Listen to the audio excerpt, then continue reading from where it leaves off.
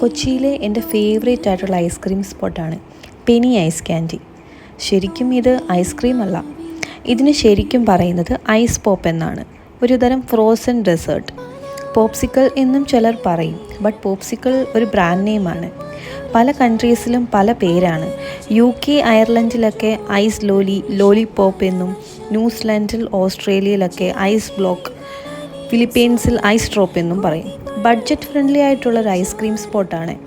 ഇവിടെ water based, cream based ആയിട്ടും ഒരുപാട് വെറൈറ്റി ഫ്ലേവേഴ്സ് ഉണ്ട്. ഇന്ന് ഞാൻ ഇവരുടെ Dubai kunafa flavour ice pop try ചെയ്യാനാണ് കേട്ടോ വന്നത്. ഞാനൊരു ചോക്ലേറ്റ് ലവർ അല്ലാത്തതുകൊണ്ട് എനിക്ക് വലുതായിട്ടൊന്നും ഇഷ്ടപ്പെട്ടില്ല. പക്ഷേ ഐസ് പോപ്പ് നല്ല റിച്ച് പിസ്ത ഫ്ലേവേർഡായിരുന്നു.